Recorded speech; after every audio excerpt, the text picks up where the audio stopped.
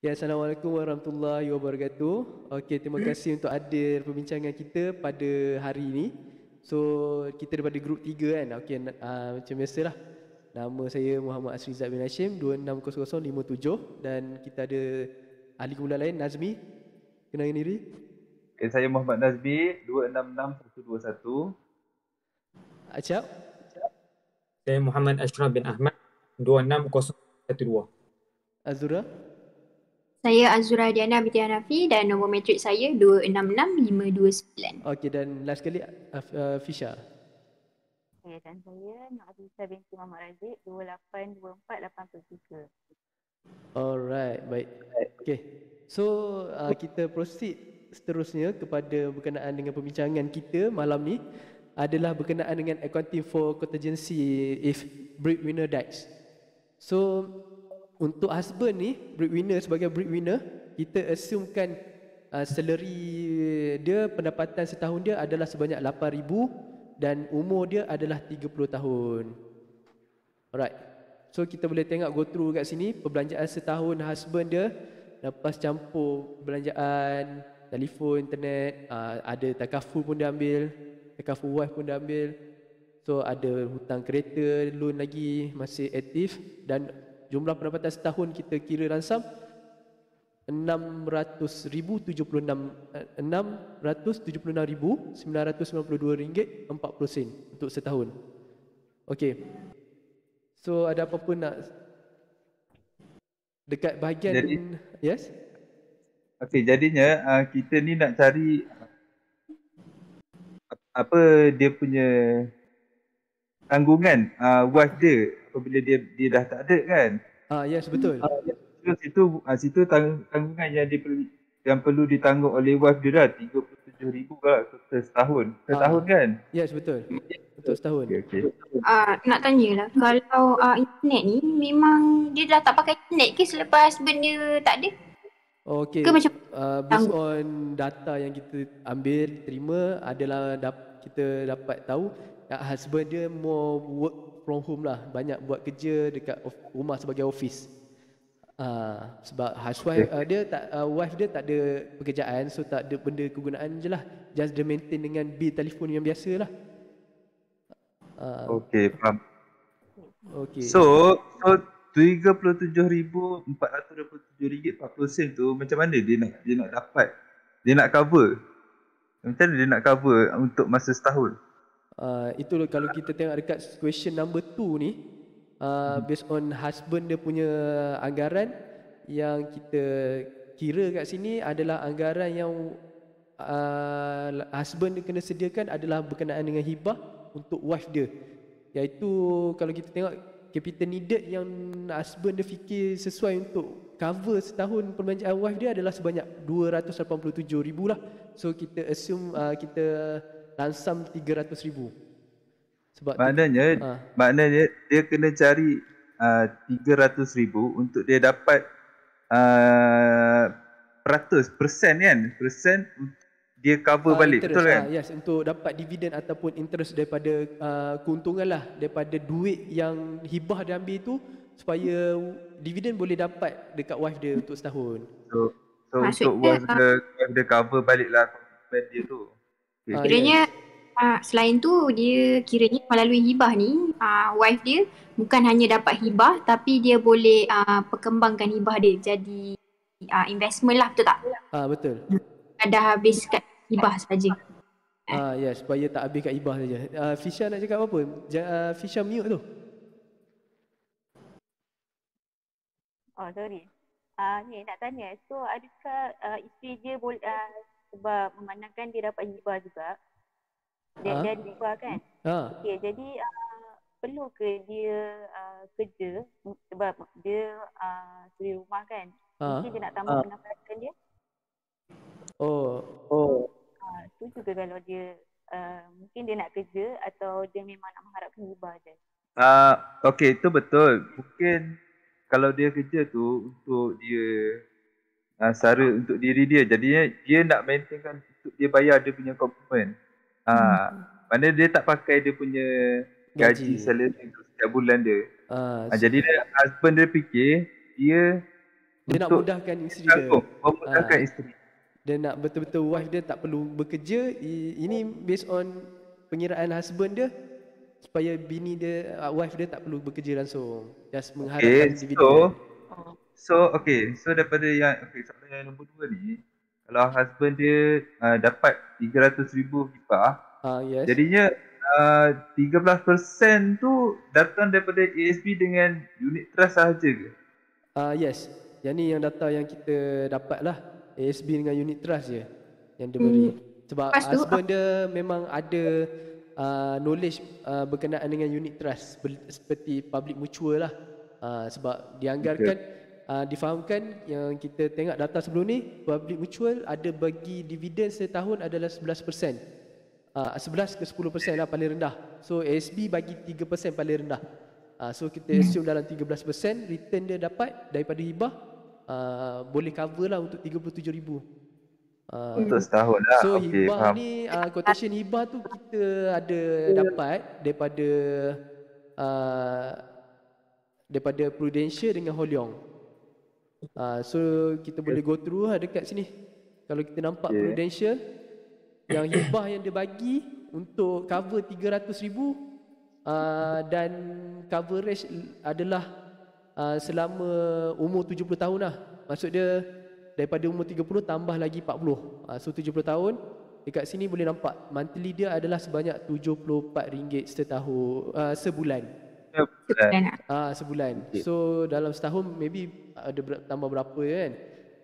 So kalau kita setahun dalam 800 lebih lah. Yes. So 10% kira okey lah, dia kira amount tu dalam 10% daripada bulanan gaji dia, betul tak? betul. Sebab gaji dia kan. Okay. Berkaitan dengan nombor 3 tu macam mana tadi satu lagi ada satu lagi hibah dia Holiong, yang ni Pro BSN. Satu lagi yang kita dapat adalah kita bezakan sikit lah. Yang Holiong ni anggaran dalam untuk bawah tu. Ni 40 tahun juga, sama lah. Okay, 40 tahun sama juga. Beza dia adalah 137.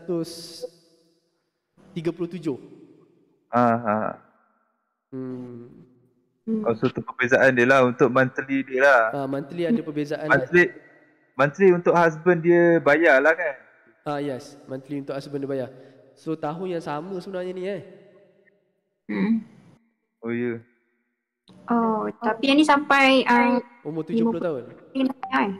50 tu dia tulis contribution paid until age 50. Maksudnya sampai umur 50 tahun lah kan. Dia tak ada, kalau tak ada apa-apa yang jadi, betul tak? Yang mana? Yang ni? Yang first kali Pro BSN Pro BSN. Alright, betul silap. Okay, kalau kita tengok tapi ni lah. Tapi 70. Alright. Okay, berbalik pada soalan tadi. Okay. Soalan yang nombor 3 tu, apa macam mana? Lepas pada tu, okay, itu pengiraan untuk yang saya faham lah untuk yang nombor 3 ni, dia pengiraan hutang baru. Dia kira balik hutang. Hutang yang ditanggung oleh breadwinner, ada beberapa tu lah yang dinyatakan, ada rumah, kondo, kereta, credit card dengan zakat dengan tax, tapi credit card tak ada. So yang ni ditanggung oleh suami dan di-adjust, hutang ni di-adjust mula yang akan ditanggung oleh isteri, betul tak? Selepas dia tak ada. Sebila dia dah ambil takaful, kiranya isteri dia tak perlu bayar lah, tak perlu tanggung hutang-hutang tu, betul tak? Kecuali kereta dia, Proton. Betul. So nak tanyalah kenapa kereta maksudnya tak di cover oleh takaful ke, macam mana insurans kereta dia berbeza ke dengan rumah? Macam mana Cap, hasil daripada data kita dapat Proton S50 dia tak ada coverage loan kan?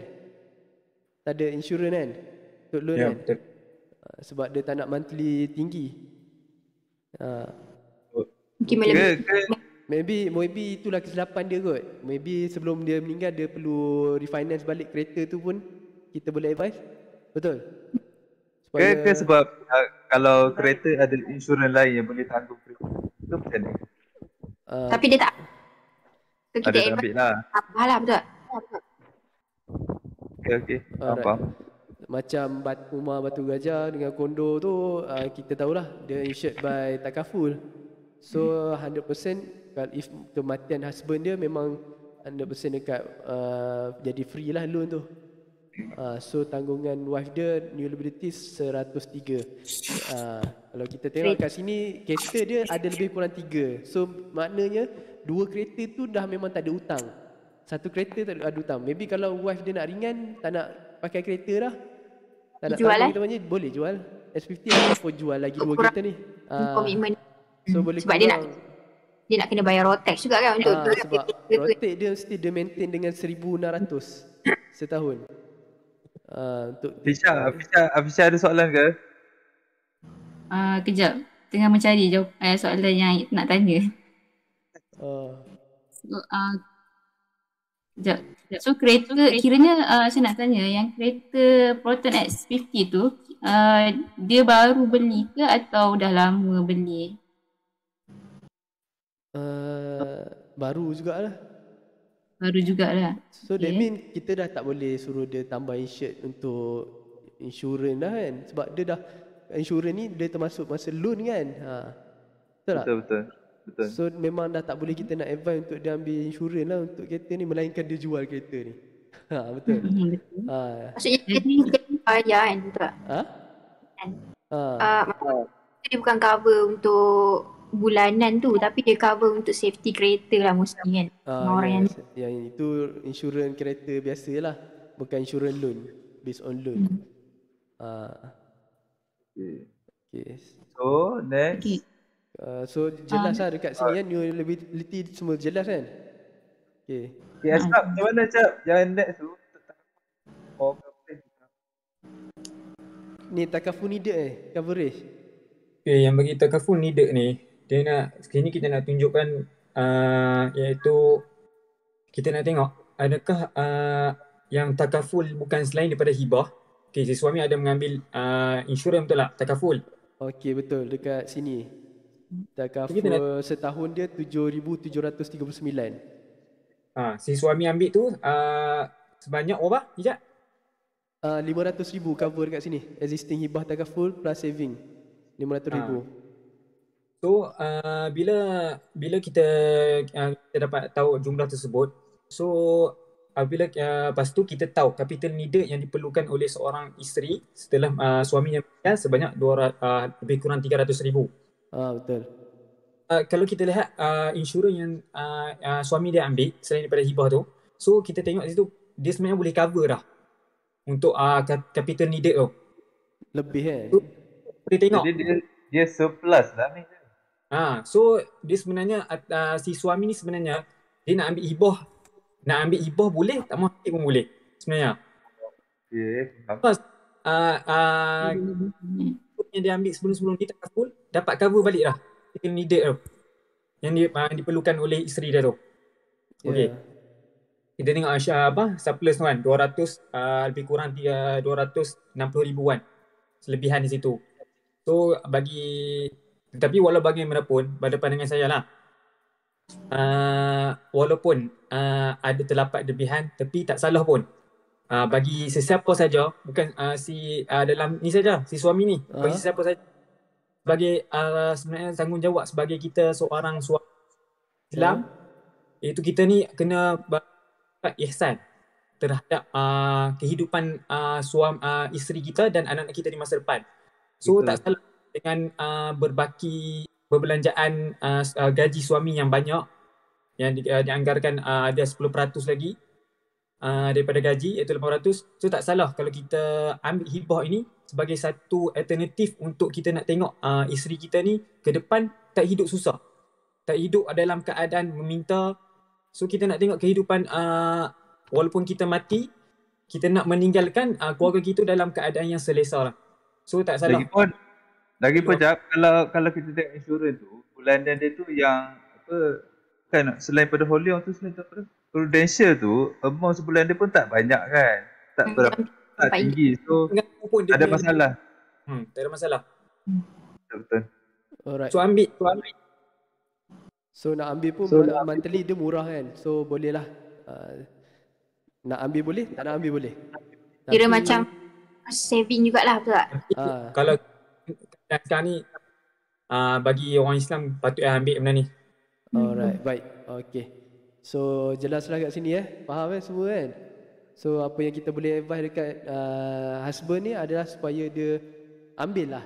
Seeloknya ambil untuk menambah lagi income dekat wife. Sebab dia dekat pengiraan dekat yang compute capital needed ni just anggaran saja. Kita tak tahu, mungkin lagi rendah dia dapat kan. Betul. Lagipun yelah macam kita tengok pun dia tak ada masalah lah untuk husband dia tambah ada punya komitmen bulanan sebab murah kan. Alright. Dia untuk long term lah. Betul. Alright. So ada perbezaan lah itu. Okay, baik. Semua Itu faham saja. Okay, baik. Sekian, terima kasih. Assalamualaikum. Salam.